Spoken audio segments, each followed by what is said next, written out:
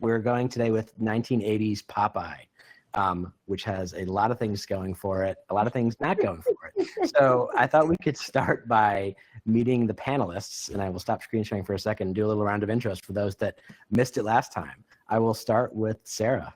There we go.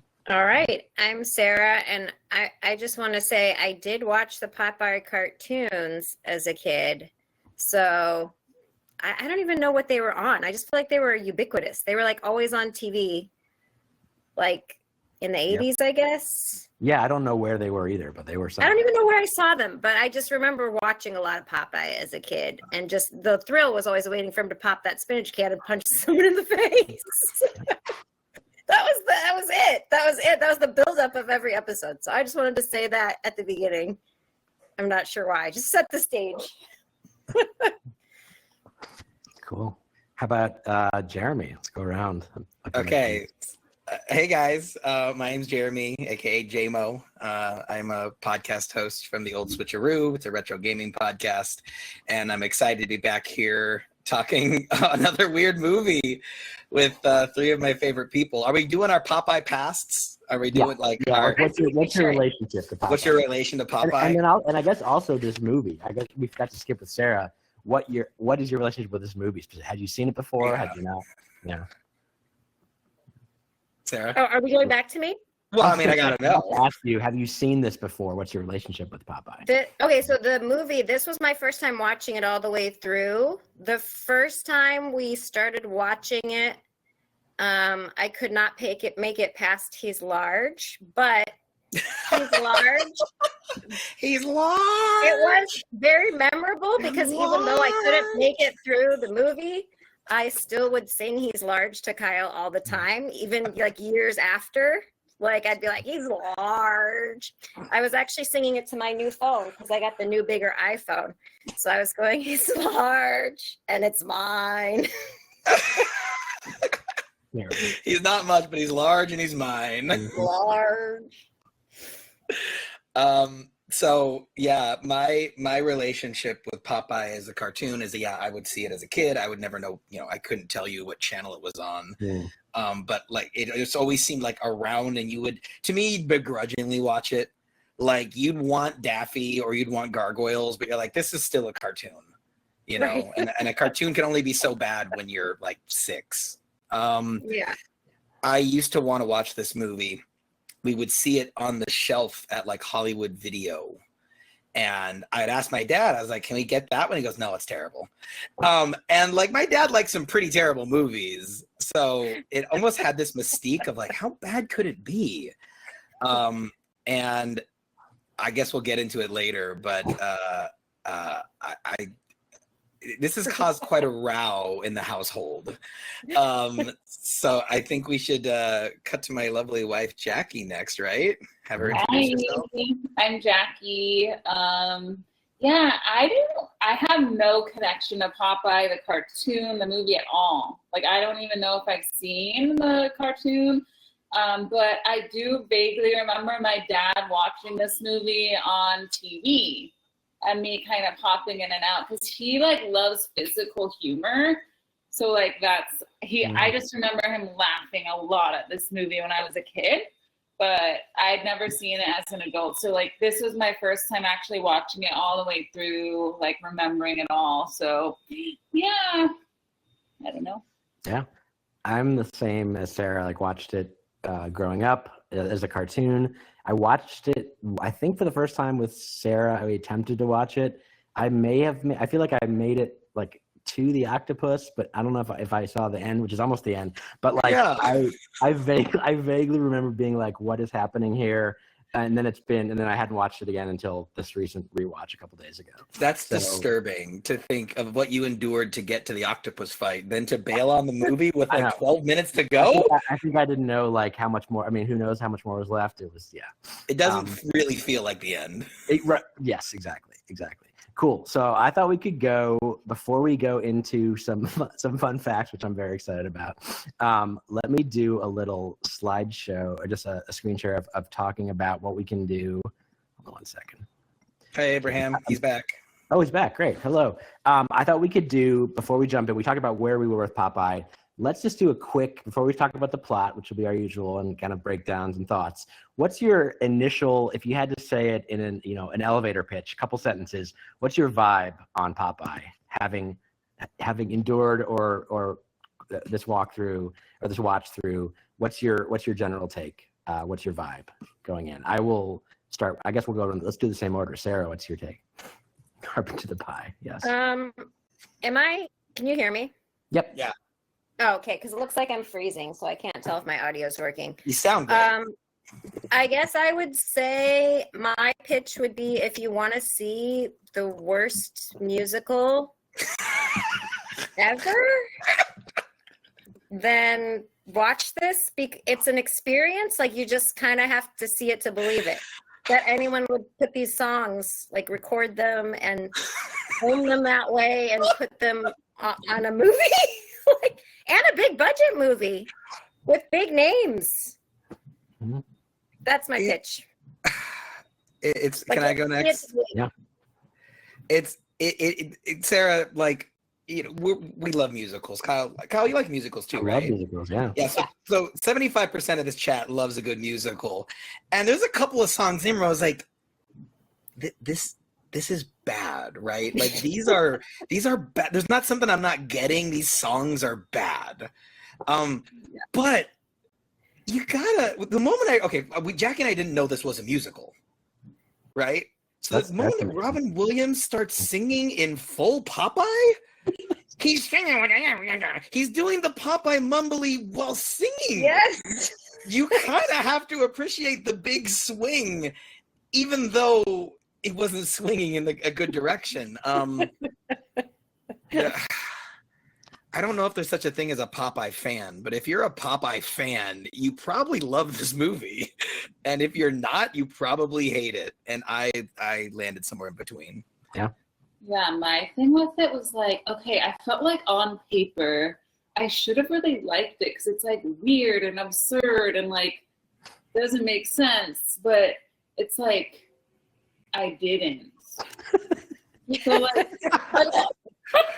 so I was just like left confused. It's like, and I feel like it's like supposed to make you feel like stoned and like, what is this? It's weird and like kind of Lynchian in a way, but like, I don't know who this is for. And I felt like it was kind of meaningless. Like meaningless absurdity, and I didn't get it. Okay. Yeah. I haven't seen her this Was that an elevator pitch? Was that too much? I don't know. I think that was good. Okay. Cool, what were you saying, Jeremy? She hated it so much. Like, I feel like she's trying to be academic and like even feeling. Well, because like I don't want to come across as just like negative. I want to give it. There is some to analyze about this, and there's some discourse to have. But yeah, I was like angry at how much I was like, I don't get it. Like, I don't get it. I'm missing. She hated it so much, she got mad that I didn't also hate it. Like, it was like a turnoff for her. Like, I kind of got pop blocked by this movie. Well, okay, I like absurdist humor and stuff like that if there's like a underlying meaning, but I didn't see that in this, and I felt like Jeremy was trying to like be like, oh, classism, and like, I was like, no, there's something there. No, it's there. No, barely. Like, I think Sarah's got some comments on classism and kid and parenting and father. I'm like, no, I didn't. Like, it didn't make me think. It was random. It was like, there was no clear like statement. But I guess we'll talk about that later. Okay. Yeah, this is like jumping to my feedback, the part where we talk about the plot. But one of the things I wrote down, like when I first started, was I feel like it's like you're at a theme park and you're watching like a drunk uncle kind of just stumble around and do stuff, and the camera is just kind of like uninterested and just kind of sitting on a bench like, hey, something weird's happening over there. Maybe it'll turn to it once. That's like essentially the whole movie for me, which is amazing. Yes, that's so true. It's almost uninterested in what weirdness is happening. Yes, everything seemed incidental. Like, There was that scene on the end at the boat where I was just watching the tableau and I was like, I don't know what anyone is doing. Yeah. Exactly. Like, what is anyone doing in this scene? Like, nobody's motions made sense. And it wasn't even a good visual picture. Yeah, it was a lot. It was so weird. I thought I would cut through some curated fun facts, and I'll think it maybe be easier because some of these I think Jeremy will have an interesting reaction to for some of these fun facts. So anyway, just to read through a few things to set us up for the conversation. So Popeye, we talked about the cartoon, and before that, it was a comic. So there's the version of Popeye created by E.C. Segar, L.Z. Chrysler Segar, first appeared in a comic strip called Thimble Theater in 1929. He was actually a minor character, but he quickly took over the strip and they renamed it Popeye. The cartoon is a totally different thing, which is ironically because the movie is based on went all the way back to the comic strip, which was a controversial choice. So there's been like different iterations of Popeye. The producers of Popeye wanted to make Annie, the musical version of Annie, but they couldn't get the rights. They lost it to Columbia, and so their second choice was Popeye, with the Popeye musical, which says a lot. Robin Williams had been in some like very small thing, but this was his first major starring role in a feature film. So big break for Robin Williams. He come from Mork and Mindy, obviously on TV, but for a feature film, this was his first major one. This is exactly what I think Jeremy and Jackie were saying. This is a quote: "Squinting and gurning as Popeye, Williams had a tendency to mumble his lines, both as a deliberate character choice and a natural side effect of speaking with a pipe permanently lodged in his mouth. Most of his lines were discovered to be inaudible once filming Wrapped, and he had to redub much of the dialogue." So that has a lot to do with a lot of things. That was redubbed? Right, we got the fixed version. Yeah, right, exactly. That's the cleaned up version. That's the better version? Yeah, this one is, I think, dedicated right to Jeremy. So Donkey Kong is one of the most well-known Nintendo properties, of course, one of the first ones. Debuting in 1981, Donkey Kong's arcade game introduced one of the most adorable figures in pop culture, Mario. Yet Donkey Kong and its iconic characters almost never happened because of Popeye. When developing the game, Nintendo wanted it to be based on the Popeye comic strip. The developers were unable to get the license for the comic strip property, so they decided to make up their own characters instead, resulting in Mario. So basically, Popeye forged the way. And then a couple follow-ups. This is breaking news for Sarah, honestly. The town of Sweet Haven was built at Anchor Bay on the Mediterranean island of Malta. And we'll talk about why in a second, in the cocaine segment. After filming, they had the option, I guess, in the contract to leave the set up or tear it down. And they decided to leave it up. And it is, to this day, a popular tourist attraction that I think we need to. They also hold weddings there. I'm just saying, renew our vows at the Popeye set. Still there. 25th. Yeah. 25th anniversary. Yeah. And also, it also ties into because in 1978, when Sarah and I were both born, Popeye received his star on the Hollywood Walk of Fame. So what I'm saying is it's fate, obviously. This is the most romantic I've ever seen Kyle be. It is fate. Okay. So before we get into talking about the movie, the main event here, I wanted to talk about my personal favorite segment, the cocaine involved in Popeye. So let's do it. Okay. So the cocaine of it all. So it was directed by, very well-known, respected director Robert Altman. It basically ruined his career after this for quite some time. He had a comeback in the early 90s, but after Popeye, it was not great for him. But he chose to film in Malta and build this whole town, largely not only because he could make it aesthetically whatever he wanted by building the whole town, but it was most importantly far away from the prying eyes of studio execs. So it was kind of, they were off doing their own thing. No one could watch in. He also was joined by producer Robert Evans, who, if you've never read the book, or the audiobook's even better, The Kid Stays in the Picture, I'll put a link to it in this. He's like a legendary, insane Hollywood producer. He worked on things like The Godfather, Chinatown. But he worked on this, and between the two of them, they ensured that alcohol and drugs were always on hand. Evans, in fact, the producer, almost caused a diplomatic incident when his luggage full of cocaine went missing at the airport. And more was smuggled in via the filming equipment. One of the people that worked on the music, Van Dyke Parks, who worked on the Beach Boys' Pet Sounds and a lot of other like legendary things, was, I guess, working with Harry Nilsson, who we'll talk about in the music segment. He remembers opening up a walkie-talkie to change the battery and finding a bag of cocaine. He doesn't remember how much there was or to whom I gave it. Filming equipment was even used to smuggle in cocaine. The abundance of booze and drugs led Altman to experience erratic behavior, with Robin Williams threatening to quit on one occasion due to Altman's absence on set. Per the Telegraph, Altman went to a casino instead that day. And then finally, Robert Evans, the producer, was actually arrested for trying to buy cocaine. He was convicted of cocaine trafficking in 1980. He entered a guilty plea to a misdemeanor in federal court after being arrested with his brother Charles. As part of the plea bargain, he had to film anti-drug TV commercials. Evans says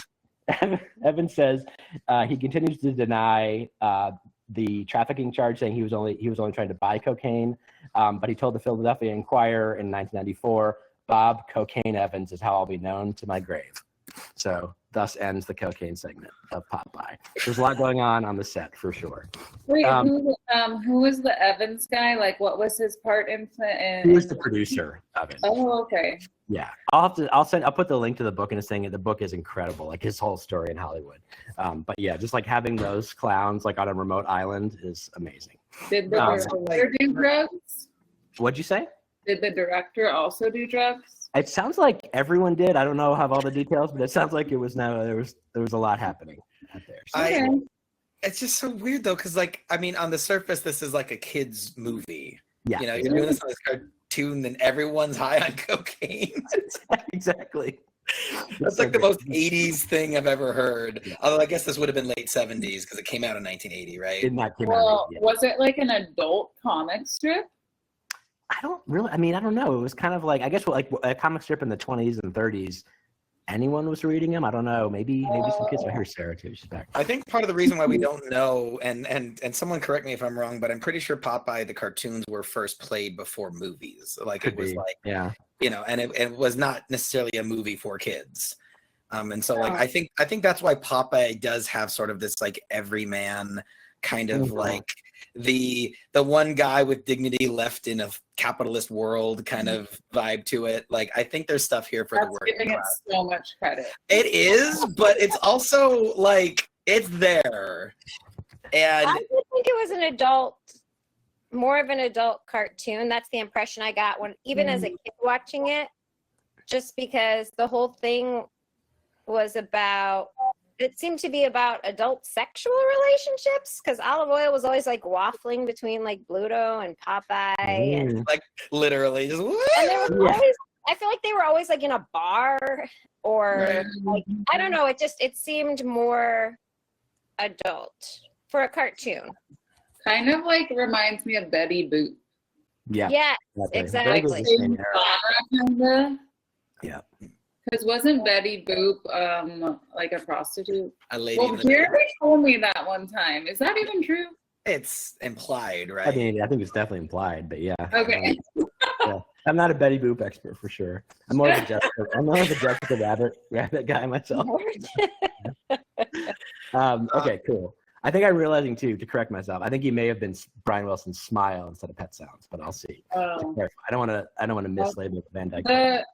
The drug thing really makes sense now, because there was this messiness, like there was this messiness and this chaos, like kind of just weaving throughout it. That I was like, what? Yeah, what is happening? So that makes sense now, and I think it's interesting because like sometimes like drug-induced art can be so brilliant, but then a lot of times it's like not, and it's like sloppy. and sloppy, and I find that way more realistic than like the brilliant drug-induced art.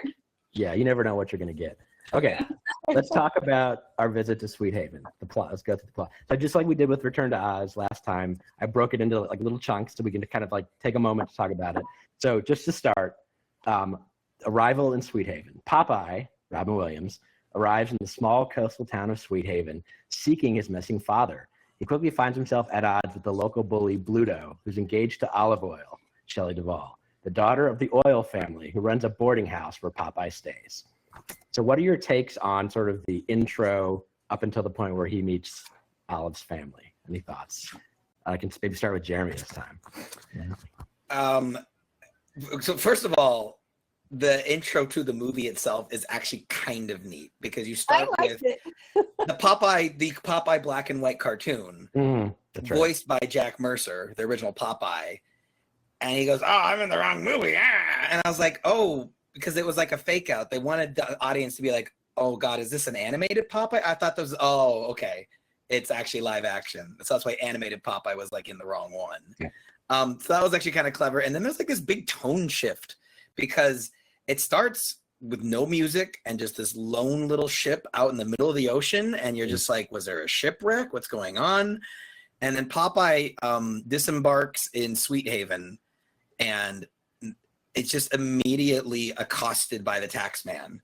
I can't believe your summary skipped him because he's arguably the biggest antagonist, who is charging him a docking your boat tax, a walking across the pier tax, a looking at me funny tax. It's like tax, and it's like obviously very much political commentary. But like Jackie and I also thought it was interesting how everyone is super mean to Popeye. Nobody like will even like, you know, they close up their doors and windows when he walks by. Was that because he's a sailor and he's like tawdry and not part of them, or is that because of the twist later in the movie? Good question. Yeah. Right, because like the movie has a secret villain, and so if they're recognizing a resemblance, that might be why they're trying to avoid him. I don't know. Yeah, could be. Or if that was a surprise to them. I don't know. It's a good question. Really. I don't think it had to do with the secret villain. You don't think so? Yeah, I think it was just like, who's this outsider? Yeah. Like, he's being ostracized and he's this outsider. And he like, they kept focusing in on his like shoes and pants that looked very like torn and like, he looked almost like homeless. So I think it was more just like to show how he's like ostracized. I have a different take on it, but okay. But first, I want to talk about that opening because I actually really liked it. When it was just like the nature sounds, I was like, that was actually a really compelling introduction because it went on for so long with just the sounds of the storm. I actually thought that was the best sequence in the movie, and everything went downhill from there. But I thought that opening was really compelling.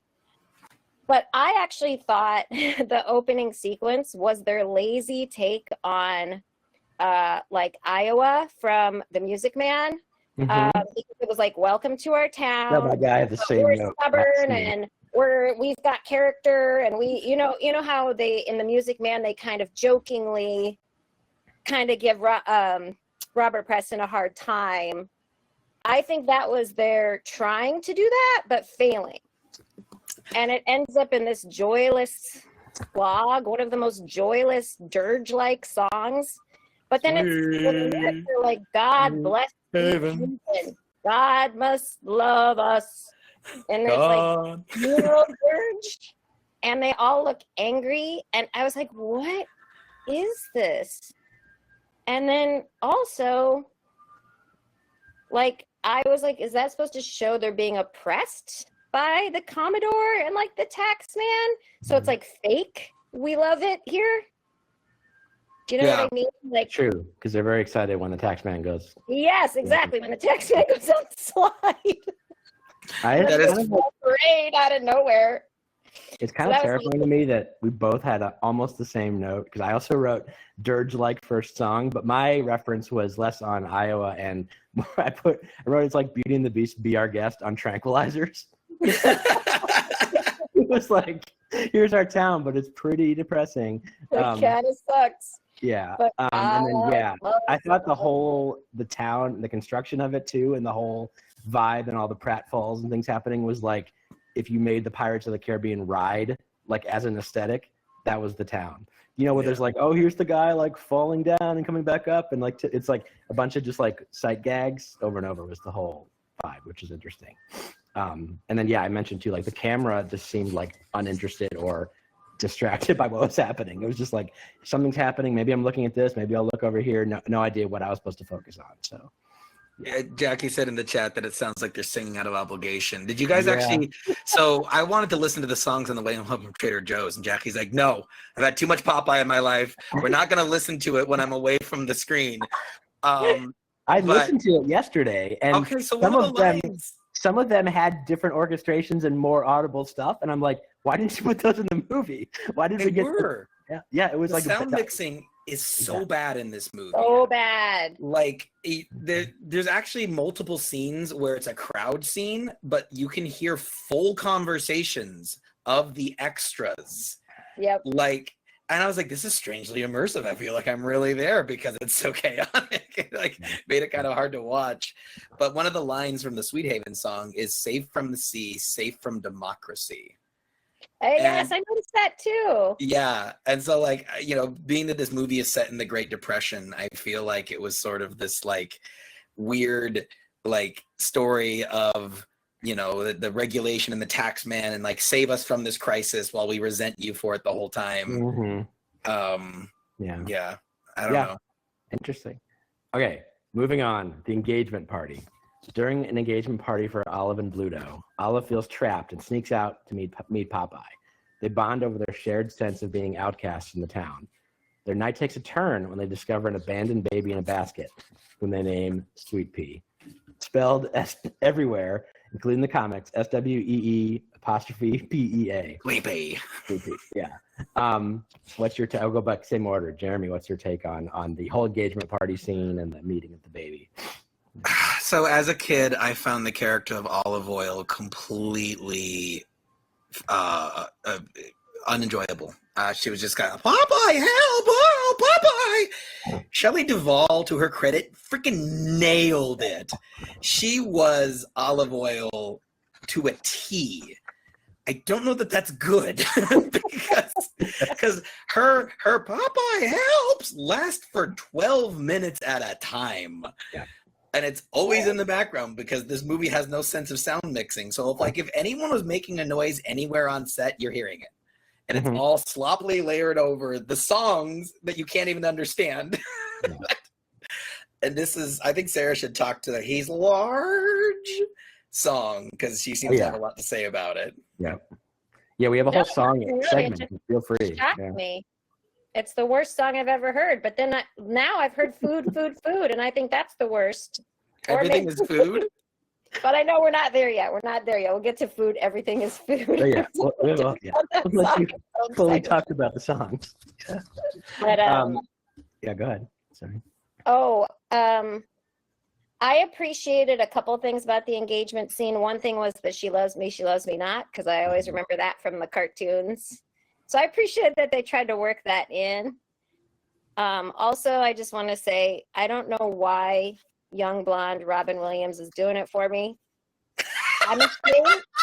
I'm not proud of it. I was telling Kyle last night, I'm like, I'm mad that like I find him attractive. He's making you pop an eye, huh? But he's cute in it. Like, and I've never found Robin Williams that attractive, but something about the blonde hair was doing it. I don't know. Here are the arms. It could have been the forearms. Like, how can you get past the arms? What'd you say? How did you get past the weird arms? Oh, I was just looking more at his face and his, like, just because I've never seen him blonde. Oh, okay. And, like, I was like, he looks really good blonde. For some reason, I just want him much more attractive. His scrunched up face that's missing an eye. Well, I could see past that. I could see that. I can kind of see, like, how, like, there's this love story between them where it's like, oh, they're these misfits that fall in love. But, like, I was really annoyed by Olive Oyl. Like, Jeremy and I have this phrase called quirky beanie girl. Yeah. Where it's, like, this sort of, like, I'm quirky. I'm not like other girls. And I kind of feel like she's one of the original characters that does that. And I found her really annoying. Babe, did you not like the scene though where she's like, the world wants me to be ugly? Like, it's like the world's trying to make me ugly. Like, no. I thought that was weird. Yeah, she was so obsessed with appearances. There are a couple things she said. She's like, that's not pretty. Like, that glass is short and ugly. There's a lot of short shaming. Weirdly. Like a lot of lines about that, short and ugly. I was like, why is everything short, ugly? No, it's her character arc because Popeye is short and ugly, and she falls in love with him. That's true. Yeah. again, probably giving the movie too much credit, but there's a couple things I just want to say about these characters real fast. One, Bluto, Heath Ledger's Joker owes something to Bluto in this movie. The scene where no, I'm not even kidding. The scene where he has the flower and the whole wedding reception is just held hostage by fear of him. He doesn't have a gun. He's not pointing. He's just scary. He's just a scary guy, and no one wants to be the one to walk out of the room. And he's playing this "she loves me not" game, and everyone is terrifyingly playing along. That is very like Joker with the appetizer in the scene, in the building or whatever. But then again, when Bluto got outside and went, 9 o'clock curfew, lights out, everyone shut up. I was like, oh, that's heaven. Oh my God, I wish I had a Bluto in my apartment complex. I appreciated the law and order of Bluto. I really did. But the last thing I wanted to say is that I thought there was democracy. Yeah, save from democracy, right?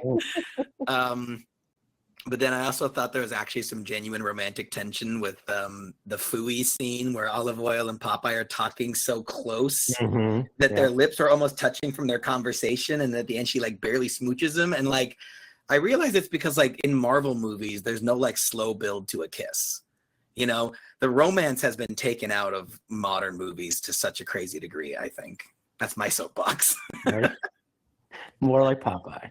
But did you guys also actually like want them to get together, kind of? Yeah, of course. Yeah. Not really. But Jackie. Yes, it was. I think it's wild. Jackie's coming for me in the chat. Yeah, I didn't find it romantic either. But I feel like we all skipped past the fact that Bluto straight up ate a glass. Oh, yeah. I liked that part. I actually did. What?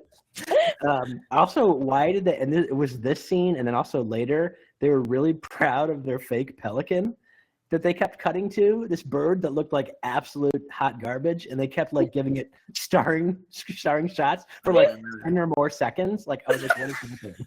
So I was angry. Do you think the pelican's still there? That would be amazing. Ooh. Okay, let's move on to the conflict with Bluto. After adopting Sweet Pea, Popeye and Olive face Bluto's wrath. He imposes heavy taxes on the Oil family as punishment for Olive's defiance. In an effort to help the Oils, Popeye enters a boxing match against Oxblood Oxheart and wins a substantial prize. I'm just going to throw in my note, too, that I think we need more floating boxing rings in this country. That's one of our problems. I was a big fan of that. I don't know, Sarah, any thoughts on the fighting scene? I have nothing to say about this segment. When does he wreck their house? Not yet. Yeah, not yet. Okay. I But have nothing to say about this. I was just you didn't like the floating boxing ring with the giant wood carving of the boxer on the front. Yep. That when he gets knocked out in real life, the effigy falls too. For no reason. That did nothing for you, Sarah? No. Okay. Was that Butterbean? I was trying to see who was playing the big boxer. It looked kind of like Butterbean, but I'm not sure. Yeah. It was was when I started getting confused and kind of, to be honest, like zoning out and wondering why it was all happening. To be honest, this is about when I was like, "What is happening?" Okay. Yeah. So sorry if I don't have much to say about this, except that. How did you react when you found out that the calves match the forearms? You mean, did she have a reaction to him in his shorts like Sarah did? That was did? the biggest moment for me. I was like, oh my God, the calves are also horrible. So, yeah. I didn't even notice that. I didn't notice that either. I guess we weren't paying attention, Jackie. We were so Sarah was too dazzled by his good looks, apparently. So, was it a mistake to put hair on the prosthetic limbs? The forearms. I'm gonna say yes. It seemed to make it a little more disturbing. Even more horrible. Yeah, I think if they didn't put the hair on it, we could go, well, this is the cartoon I'm watching. Yeah. Because the cartoon doesn't have a bunch of arm hair. It's just Robin Williams is a hairy guy, so they. I think the cartoon does have arm hair. I mean, I'm looking at it right now. I don't. Little, doesn't he? It looks pretty waxed to me. I thought it was weird that he doesn't save Olive Oil's brother from getting clobbered by the boxer. But when he jumps in afterwards, it has like the da-da-da-da hero music. And I'm like, what? You could have jumped in sooner. I didn't understand that either. I was like, Yeah. so what is the saving going on? I guess it was that he was winning the money for them. For the Was that town, the yeah. thing? Oh, Right. yeah, because I didn't understand that either. I was like, why didn't you save the brother? Yeah. But again, it's just like this movie it's not really concerned with making narrative sense. No. You know? So Right, Um, or any character having a reason for doing anything. No. Yeah. I have to jump back for just a second because it's going back to this was the scene that had the most egregious example of like you can hear extras having full-on parallel conversations that have nothing to do with the movie, and they are at the same level as like Robin Williams's lines. The audio mixing is that bad, but there was this moment at Olive Oil's engagement that Jackie and I I don't know if you guys noticed this. You can clearly hear one of the extras saying, "This is such a nice party. It's weird because it's actually a pretty sad day for me." Yeah, it might I did hear that. It was super weird. It might be the saddest day. It might be the saddest day of my whole life. And it's just like, and you're like, what happened to this guy? That's the character the camera should be following. Is he okay? I bet it was like a stunt guy, or like a sound guy, just talking, and they just didn't take it out. Wouldn't surprise But he me. nailed that. He sounded so actually sad. I was like, was this a hot mic? And someone's actually really pretending to talk for the party. They were just doing their scene. They just didn't think they were going to be mic'd. It's crazy. Incredible. They didn't think two cocaine-fueled maniacs were making this movie and just not caring about anything. Okay, we're coming into a close. This is where the plot really heats up. The quote unquote plot. Sweet Pea's powers and the kidnapping. The next day, Popeye learns that Sweet Pea has a unique ability to predict the future by whistling when he hears the right answer to questions. This catches the attention of J. Wellington Wimpy, who attempts to exploit Sweet Pea's talents for gambling. After a series of events where Popeye tries to protect Sweet Pea from being used for gambling, Wimpy is coerced by Bluto into kidnapping the child. Olive overhears Wimpy's confession about the kidnapping and informs Popeye. So, thoughts on the gambling scene and the kidnapping of Sweet Pea? I mean, babe, were you even paying attention to the movie at this It's point? like I'm out for it. There was a point where I think it already lost you, right? Oh, I'm sorry. I had to ask him what was going on at this point. I was like, wait, the baby has powers. Like so. Which is weird. It's hard but it's not her fault though. Like it doesn't make sense. It's never explained. But I thought the weirdest part was that Wimpy sells Popeye's baby for some hamburgers. We really love those hamburgers. He does. I get it. And it's like a Great Depression kind of, commentary on like a kind of a vagabond. But like, he's never confronted for that. He's still presented as a friendly character who just sold a baby for hamburgers. Like, am I crazy? Or did Wimpy get off way too easy? Well, and he like kind of just joined in when they're like going after the baby. I'm like, you kidnapped the baby. Yeah. But then you're just joining to like go find the baby. I was Rescue like, him. Makes no sense. But I was confused on if Wimpy was like a good, how he was viewed by the rest of the characters. Yeah, like a lovable rapscallion that kidnaps kids once in a while. Okay. Well, there isn't like a clear.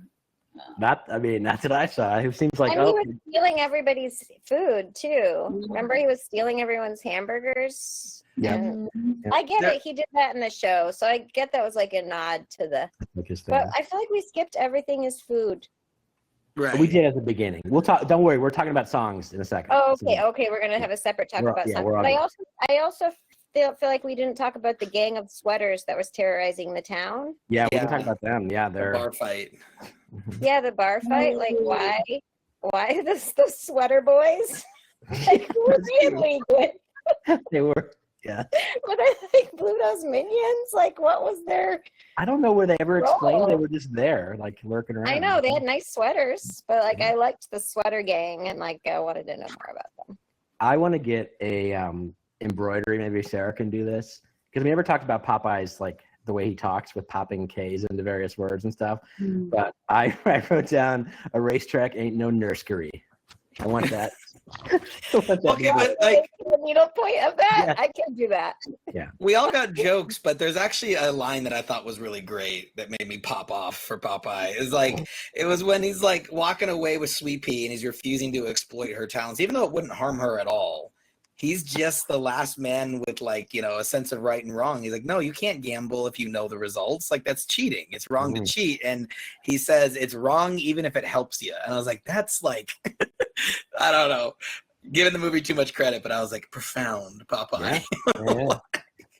I have this is like jumping a little bit ahead to, we're almost at the end, but up to the music section. But around here or right before is when Olive Oil does her "He Needs Me" song, which to me is the only good song in the entire thing. I like, but what's interesting is that in looking at my fun facts or whatever, the director Paul Thomas Anderson, you know, Boogie Nights and all the There Will Be Blood, he's a big fan of this movie, and in fact he put that song for that reason in Punch Drunk Love with Adam Sandler, which is interesting, which just as is, like, I think it's the Shelley Duvall version too, which is why I was like, I'd heard this song before, which is this random. I really liked her version of it. I liked how it was a little off key and a little off rhythm and just a little off.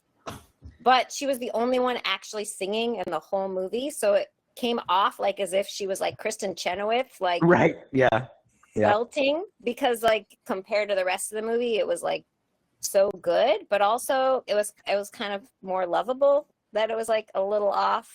I actually really liked it. Yeah, it's kind of like Patsy Cline. Is that the right country singer I'm thinking of? Where she kind of has the go, but like it's endearing.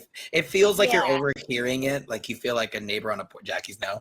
It's some. I forget who I'm thinking of, but there's definitely a country music singer from back in the day who had that kind of sound voice.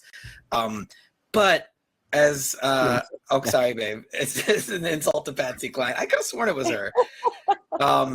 I just had the wrong name. But like, again, though, like, you're probably the prettiest song, maybe the only song in the movie that's like actually good, but narratively really weird because what is she singing about?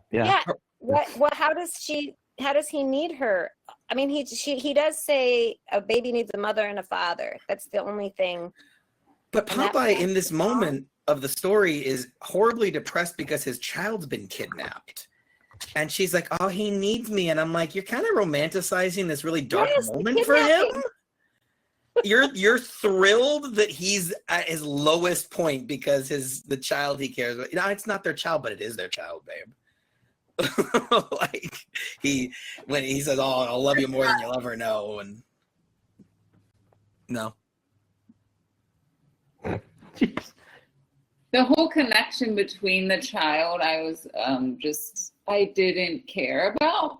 I just didn't understand why they suddenly bonded with this child so intensely when it was just delivered to them. I didn't really understand. Well, Sweet Pea was in the cartoons, so I just thought that was one of those nods to the cartoon. Oh, now, was Sweet Pea their baby in the cartoons? I think when I was looking at it today, it was not. It was still adopted or whatever. It was still like an adopted baby. I remember like Sweet Pea from the cartoons, was in a lot of them. And was always like, in danger, and then Popeye'd have to go save him, and Olive would be really grateful that he was safe. But I was never clear on if that was supposed to be like their baby, because it didn't seem like they were married.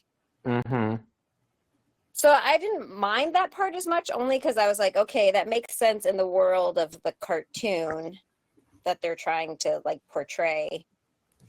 Yeah, I think it doesn't make sense either. This kind of reminds me of like Marvel movies where like you need to understand the world to even get attached to what's happening at all. Yeah. Like there's so many nods to other things and like background information, and someone who like I've never seen the movie, like cartoon, I'd never seen it. I just didn't know what any of this was, so it just amplified it where I was like, oh, like I've seen the cartoon and I was also confused, so I just want to validate that, like, yes. Well, but I mean, okay, but the movie though, like Popeye, his story arc is that he's looking for his dad, that he himself was abandoned years ago, but he still loves his dad because it's his dad. And that's, I think, going to come up in a minute, Kyle. But so that's why I go, well, yeah, he's taking care of this baby because he wants this baby who had the same start of life that he did to have a better life than he had. Jackie's dropping bombs in the chat. Oh, Jackie would not adopt a baby if it was delivered to you. Well, I mean, back in the day, babe. No, like, who are you to say, oh, raise this child? Like, no. What? It wasn't. wasn't it floating in the ocean? Or no, it was like an old woman or something. Where did Sweet Pea come Like, from? Okay, who was the old woman that delivered it to them? Like, Yeah, we never saw, right? Yeah. Yeah. Wasn't she the one who stole their food from the basket? I don't remember. Maybe. Yeah. Well, Anyway. I don't know. Like, All yeah, right, babe, we'd take it to a fire station, but back in the day, we wouldn't just let it die. But she might. Oh God. It's getting. I would not have let it die. I just Wouldn't have loved it. You would have taken it gambling though. I mean, we all would, right? Got it. Okay, so let's bring it into a close with the sweet plot. Big twist. Popeye discovers that his father is actually Poop Deck Pappy, who has been tied up by Bluto on a ship. Pappy initially rejects Popeye, but eventually acknowledges him after realizing their familial resemblance. Bluto kidnaps both Olive and Sweet Pea, leading Popeye, Pappy, Wimpy, and the Oil family on a chase to Scab Island in search of them and Bluto's hidden treasure. I'll pause there. Talk about the reveal of Pappy. Any thoughts on that? I have some in the song section, which is next. I have some thoughts on Pappy's song, but yeah, I'll start with Sarah. Well, I personally loved Pappy because he has some great lines that I just related to. Like, I hate the future, I hate the past, and I hate the present. I thought he was a true crone. And then he said, I came by me hating fair and square. I loved that line too. I came by it honest. So yeah, I liked him only for those great lines, but then everything else about him I didn't understand. Because then he was saying he wasn't accepting Popeye as his son, but then all of a sudden he sings a song about kids and how ungrateful they are, but then he is accepting Popeye as his son. And I wasn't sure where the turn is. Like, when did he go from you're not my son to actually you are my son? I didn't understand any of that. None of that made sense to me. Also, he was the Commodore, right? Yeah. So he was like in charge of the town. What was the relationship between him and Bluto? He was actually in charge, or Bluto was actually in charge? Bluto was his muscle who was doing whatever he wanted, right? Because Bluto was promised a share of this treasure. And so Bluto is doing his bidding, waiting for the day when he gets the treasure. And well, what is the Commodore's interest in the town in having a curfew and like all these taxes? He gets paid by maybe he's paid for it. Taxes that are collected, yeah. I mean, that's just how he lives. He like lives off of their taxes. Mm-hmm. I did like how Bluto was sort of lurking in every scene, like watching things and like opening little doors and like peering. Just because it was funny. Well, it's funny because like a lot of this you can see that they're recreating comic frames because like the way that Bluto is perfectly sitting in the window frame. No one sits like that next to a window, but you draw it that way to show the comic reader that Bluto's up there. And like Olive in the pipe. Like, yeah, that got a laugh out of me. I thought that was funny. I think Olive in the pipe would like all the cartoons. That'd be a fun cosplay, like Olive. I put that too. I want an action figure of Olive in the pipe. That was my next. But so the twist villain being Popeye's dad, like I thought was like, okay, that's actually I didn't see it coming. Not bad, kind of interesting. I knew his dad was going to be the Commodore. I did call that one. Yeah, but he didn't actually want to connect with Popeye. He was so he did and he didn't. So he was being like, "Oh, you're my son now because we got to catch Bluto because he's going to get to my treasure." And so that's all he cared about was the treasure? But the treasure was memories of Popeye. But he disowned him in the first scene. He's like, "You're not my son." Why? This is an interesting. This is the most thought anyone, including the filmmakers, have put into this. So, but it's just a basic question about like motivation of a character and like narrative structure, and it doesn't make any sense. I thought it was actually a kind of apt commentary on father-son relationships and how like there's a certain type of dad who like, I'm sure not Kyle, but like kind of resents their kid for changing their life. And so he's really hard on them and loves them more than he's willing to show, to the point that he becomes as bad as Pappy was. And like Popeye, he wants to be a better dad to Sweet Pea. Guys, this movie's got some ideas. I see that, but I don't see, again, why you would pretend that you didn't know him. Even if you are that kind of dad, wouldn't you just be kind of like tough love? Like, yeah, you're my son, whatever. You grew up tough because I abandoned you. Yeah, well, that's grateful, right? Like, I've at least seen that would plot make sense to me. Like, oh, he's like a tough love type of dad, you know? Yeah. And then when the treasure chest came up, I would have been like, oh, he actually did care about him, you know? I think there's But, actually like, he was like, no, you're not my son. Like, and Popeye was like, no, we're the same. We got the same arms and whatever. But then the dad was saying that in the song. I was like, what? Yeah. I don't understand. And the song, the kids' song, all the characters are on a barge 100 feet away, and the camera never zooms on them. They never cut to a camera that's on the barge, and it's the worst chase sequence of any film I've ever seen. That was the scene where I was like, what is anybody doing? And the mom, Olive Oil's mom, was just on the boat, like going, like for no reason. And I was like, what is that? Like, why is she waving her arms around? And then, he was just singing about kids, but not really singing. He wasn't singing, he was Shatnering. I was just saying, like, did Pappy invent rap? Is that what happened there? Spoken word, like. Yeah. Yeah, I don't know.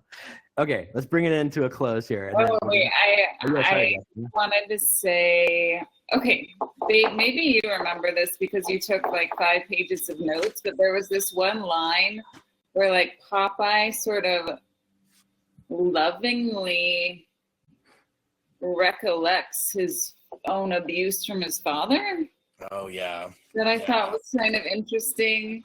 Yes. And like a very, like I remember from like, even my parents and grandparents, like they would sort of like I just think it's interesting how abuse was so normal back then, and now we think of it as abuse. That's all. Yeah, like you'll thank me for this one day. Yeah, this is gonna hurt me more than it's gonna hurt you. Yeah. No, the line you're talking about is that he's trying to explain to Olive Oil why he wants to find his dad. It's like, you don't know him. What do you care about him? And he's like, oh no, I remember my dad used to pick me up and toss me in the air, and he was never there when I landed. But that's like the one line that stuck out to me. I liked it, and yeah. Otherwise, I'm with Sarah all the way, and I asked all those questions and was very confused by that. But the lyric. Okay. Bring it into a close before we talk about the songs, which are amazing. Upon reaching Scab Island, Popeye confronts Bluto, but is initially overpowered. Meanwhile, Pappy discovers his treasure chest filled with sentimental items from Popeye's childhood, including cans of spinach. As Bluto tries to force feed the spinach to Popeye, he inadvertently boosts Popeye's strength instead. With newfound vigor, Popeye defeats both Bluto and Salty Sam, who apparently has a name, a giant octopus that threatens Olive. The film concludes with Popeye embracing his identity as a father and son, while finally appreciating spinach as a source of his strength. The townsfolk celebrate their heroism as they rally around Popeye and his family. All right, thoughts on the ending, Jeremy? Can I go? Yes. Okay, so I'm not saying this is a good movie, but I appreciated the ways that this high on coke film crew thought to show Popeye's strength without CG. And so like there's these moments where like clearly they've just reversed footage of him shoving something to be way too heavy to move, but no, it's actually backwards. It was rolling towards him. One of the characters gets knocked on the head by Bluto and he shrinks down like an accordion, but it's just good contortionist acting. It's just entirely practical. And so this final fight scene, like Jackie said in the chat, the octopus is actually pretty dope. It's scary, and it's this puppet, and they actually do a pretty good slow burn of it because you see it staring, and then it has weird songs for a while, and it's getting closer, and it's wrapping up Olive Oil and kind of molesting her a little bit. Like she's like, "Don't get fresh, whoa!" But so then he dives down into the water, and when he does his spinach-powered Popeye punch, it was in the trailer. I watched the trailer, Kyle. He revs up the punch like in the cartoon, but because he's underwater, all these bubbles are forming around Robin Williams' fist, and it's like the cartoon where his hand gets blurry. You know what I mean? It's recreating that visually, and then he like clobbers the octopus and then saves Olive Oil and then sinks Popeye the Sailor Man. I was like, oh my God, they landed the plane. Like they actually stuck the landing somehow. This bad movie. I was like, that's mission accomplished. Hang the banner. They got Well, it for like you. I said, in the cartoon, that's the moment you were always waiting for, is just for Popeye to squeeze open that can of spinach and, you know. But they were start kind of eating smart it. to make you wait for it. Yeah. Well, and I do appreciate too how it was this he could still squeeze the can open and the spinach would just kind of pop into his mouth. Yeah. And there's another hilarious line. Yeah, babe, I don't think it was worth 2 hours of this film, but when he's spinach powered up, he's zooming around the little bay or whatever you'd call it, and he's now a submarine because now his pipe is like the periscope. Yes, the periscope. That was my note too. It was incredible. But it's kind of fun, cartoony way. But you can hear an extra go, "Oh, he's a submarine. Look, he's a submarine now." Really? And yes. Rewatch that scene. You will literally see an extra declare that just in case you didn't get it. It's amazing. Such a rare. Also, I just wanted to say I kind of disagree with you on the practical effects, Jeremy. I thought they were pretty terrible. I did like the octopus, but like some of the ones, maybe not during the octopus scene as much, but during the village when they had made the Popeye character do some of the slapstick and he was like flying, it was like such an obvious dummy. Like it was so bad. Like it was one of the worst, like throw the dummy into the trash cans that I've ever seen. Like I was like, wow. I mean, this was 2 years after Star Wars. To just like, you know what I mean? Like, I mean, it was just really bad. Like, go back and watch some of those ones. They're different. They're in the town.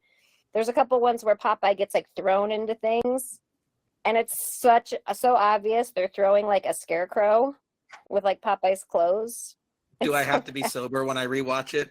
Because I feel like maybe you're not supposed to be. Those scenes, like, Amazing.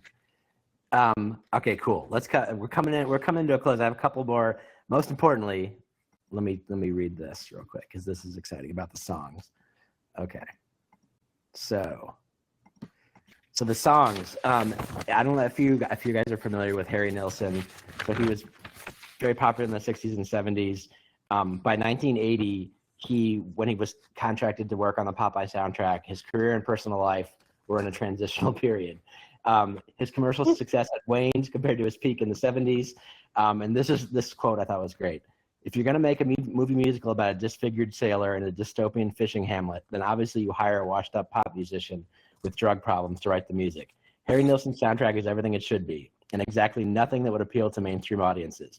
All the songs are written in minor keys, so everything sounds like a lament, full of remorse and fear and barely repressed rage. The voices are flawed and scraggly and barely make an attempt beyond melodious muttering. And the lyrics, holy Lord, what magical combinations of pills and booze inspired this lyrical clusterfuck.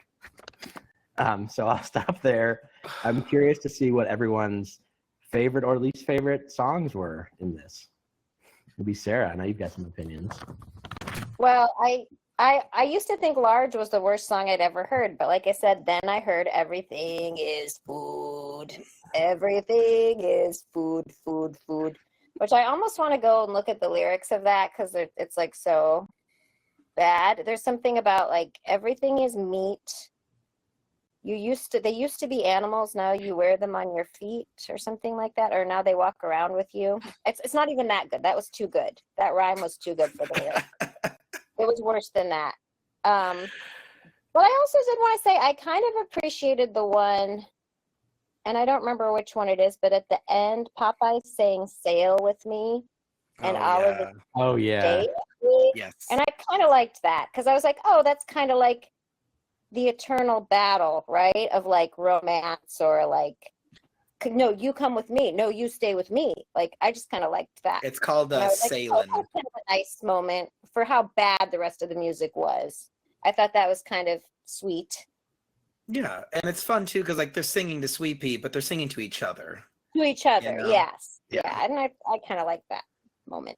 Kyle, was this based on a play? Because a lot of this, I mean, up until you get to the big boat chase, I was like, this feels very like community theater vibes. As far as I know, no. I think the songs were all written for this movie. I don't know. Can I go next? Yeah. I just love the phrase "everything is food." Like, I kind of want that on a T-shirt. Like, it's just something about those 4 words or 3 words, I guess. It's weird. I don't think I'd ever really watched a musical with just outright bad songs before. But like, he's large. He's large. Why did she say that 8 times? Did she forget the next line? What happened with that? And the backup singers are just like large. Yeah, they're just like waiting. Is that a fat joke or is it like his girth? Who can Any say? takes? Jackie and I couldn't come to a consensus. Yeah. Okay. But I don't know. Like, I think that the villain song is really good. I'm gonna let Kyle speak to that. Is that the I Mean song? Yes. Yeah. Yeah. That Bluto one's my and Pappy. favorite too. Yeah. Yeah. I also like. I mean, yes. I mean, he's large to me. Stands out as like just inscrutably terrible. I already talked about how I loved. Actually legitimately liked the Olive one, whatever that's called, the one she sings outside, and then the Pappy ranting song. We'll have to share a link to it. Sarah found the lyrics, and it's just like it's just like mumbled, and it's like one inscrutable paragraph of lyrics, not separated out, but someone actually wrote down everything he says, which is amazing. Anyone else have a note on this before we talk about best and worst parts? I have one crazy note, unrelated to it, but Harry Nilsson and John Lennon were huge friends for a long time, and I think also drug buddies too for some things. But this movie premiered December 6th, 1980 in LA, and John Lennon was shot December 8th, 1980. So there's a 2-day chance that John Lennon could have seen Popeye. Keep that. Out there. I don't know if he did. Kyle, did you just discover that the last movie he might have ever seen was Popeye? Could have been.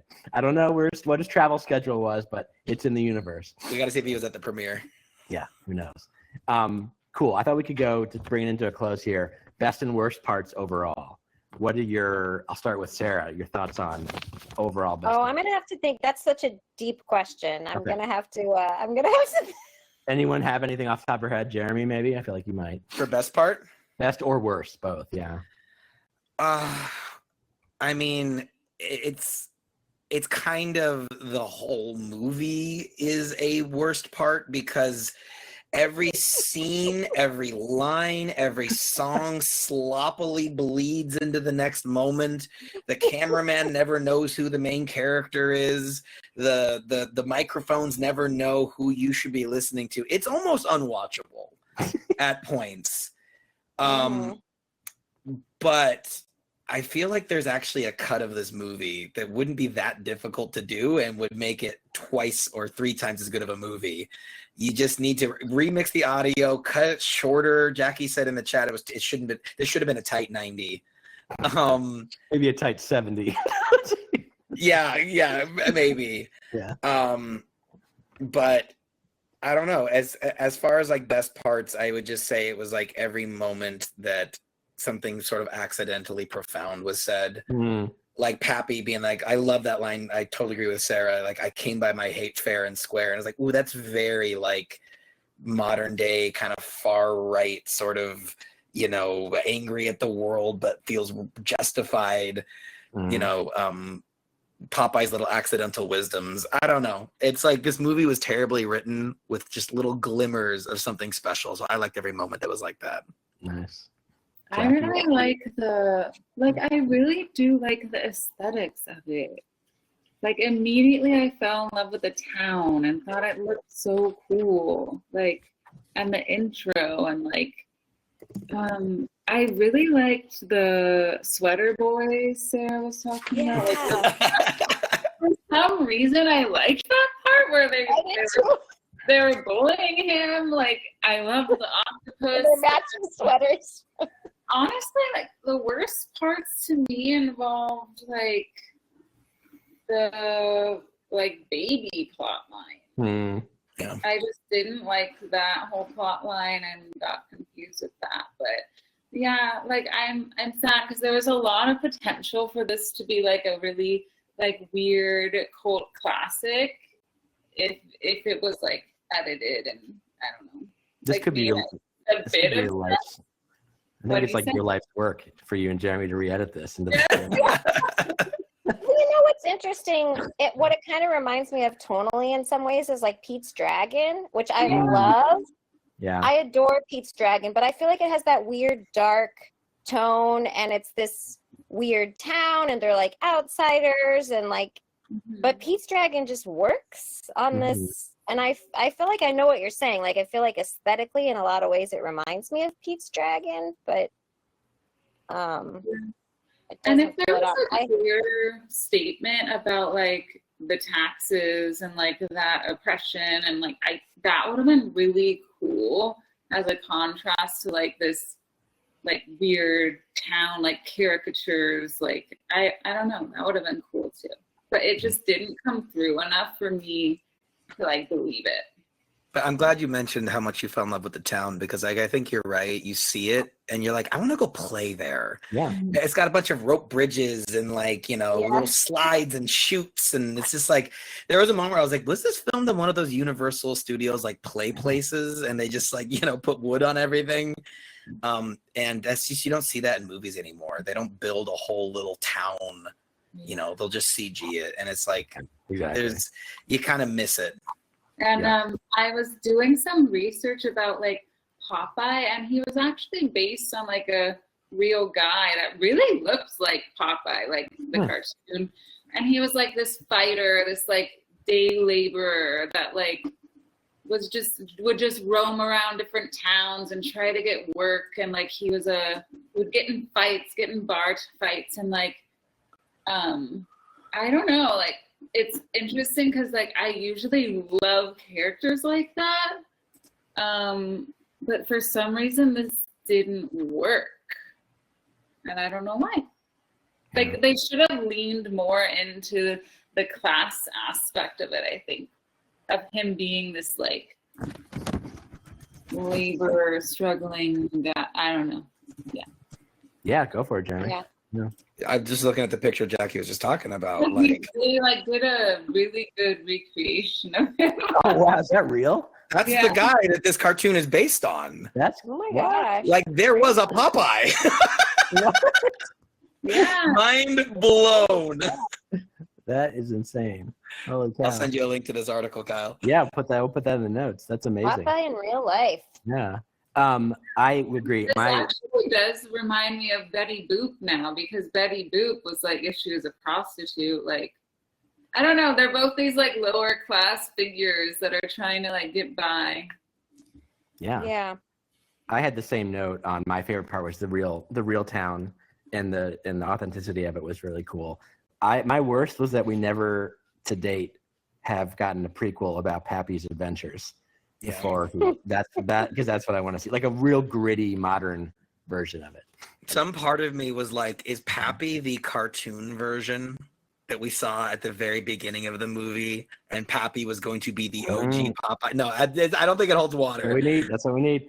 Okay, cool. Did you guys see that they're remaking Popeye with Will Smith? No, that was Wait, no, that cannot be real. It's an AI joke, babe. You fell for a deep fake. Oh no! But in her defense, though, there's a lot of these videos. To be clear, No, look up live action. That's all fake. Why That's are all they fake. fucking with me? Because that's what the internet is now. There's to be clear, like, I would 100% watch that movie though. So but there's so many of them. wow. Okay, sorry. I haven't can't believe seen I any of fell them. for this information. Yeah, I get it. All right, let me show. I'm gonna close this out here. Wait, before we Wait, Jackie, start. I didn't right. get to share my best and worst. Oh yeah. Oh, you didn't share your best words. I'm sorry. Here. Let's go ahead. Yeah. Well, I told Jen you needed to come back, so I needed to look at my Yeah. notes. So Okay. I actually thought the costumes were great. Hmm. I really liked the costumes. I liked Olive Oil's costume. I thought the faithfulness to the cartoon was great. Like, I liked those moments. And I thought Sweet Pea was cute. Like, actually cute. Like a baby Yeah. that's actually like, the baby was actually adorable, which it's rare. And was like a cute little actor. Like, he did his bit. I hated the slapstick bits. And they were like falling on the bridge. They weren't funny at all. Like, not one of those landed. And I'm someone who grew up watching like the Three Stooges with my dad and laughing at all those bits. You know, I don't hate slapstick, but this was bad. This was like really bad slapstick. Oh, the bridge is like breaking and we're all gonna rock on the bridge. It's like it was just really bad. So yeah, those are my best and worst. Now you can move on. Okay, cool. So I was going to read a couple quotes and then we can give our Strauss scale ratings of this movie. These are just a few quotes from famous critic Leonard Maltin at the time wrote, E.C. Segar's beloved sailor man boards a sinking ship in this astonishingly boring movie. A game cast does its best with an unfunny script, cluttered staging, and some alleged songs. And then this was great. I'll share the link in the notes here, but this is an article that Vanity Fair author Eric Spitznagel wrote. It's called "Popeye is the best movie Robin Williams ever made," and so he writes, combine Federico Fellini's cameraman, a bunch of circus performers, and some truly grotesque forearms with clearly visible blonde hairs, and you have the cinematic equivalent of eating too many pot brownies. Critics, even my own friends, like to criticize Popeye for its confusing or non-existent plot, and they're entirely right. Too much is happening, and it's all happening at the same time. A baby gets kidnapped, there are several frantic meals, lots of songs about nothing, characters rush in and out of pursuit of their own half-baked storylines, and at some point, Olive Oil wrestles an octopus. But honestly, how many times has a plot ruined an otherwise perfectly good comedy? A plot would just distract from the artful chaos and narrative incongruities and the beautifully meaningless mayhem. From Vanity Fair. And then finally, just to note, Popeye was not a bomb. So it cost $20 million to make at the time, which was a lot in 1980, but it made $50 million. So it, wasn't a huge success, but the reviews were mixed, but it has since gained a cult following. I don't know exactly by who, but it has. So I thought we would share, I think we did in our last session, Jeremy, maybe you could just do a 10-second version of your Strauss scale rating. And we can so I mean, it's something that we did during the pandemic. We would watch movies via Zoom, and so at the end, we'd all share our score. So I'll just do my personal one. It's out of 10. If you don't regret watching it, it starts at a 5. Everything 5 and above is I don't regret watching it. Everything below a 5 is I regret watching it. And then just follow your heart to the number. Follow your heart, yeah. So for me, this is a 5 because I almost regretted watching it. But there was enough there that I was like, okay, Popeye, you get a pass this time. And I do just want to clarify that I honestly can't tell if this Will Smith one is real or not, babe, because there's so many people talking about it. But every video I'm finding is saying you gotta look in the comments. So dumb. What? But Sorry? in the comments it says this is an AI concept trailer. Okay. So I'm gonna keep researching that while we go to Sarah.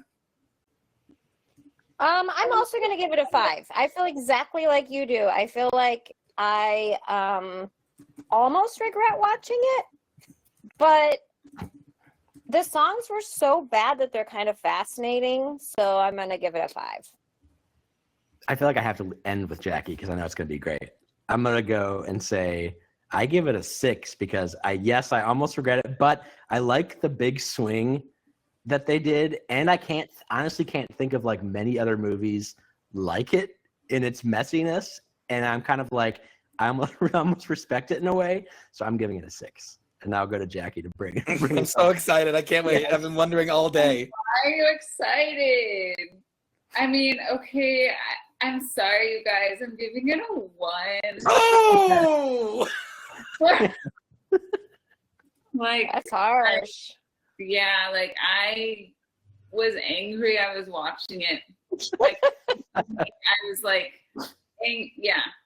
there wasn't enough there for me to be invested at all, and I don't even think it was like messy or interesting enough for me to care. So it almost does a disservice to whoever this cool Popeye guy is in real life.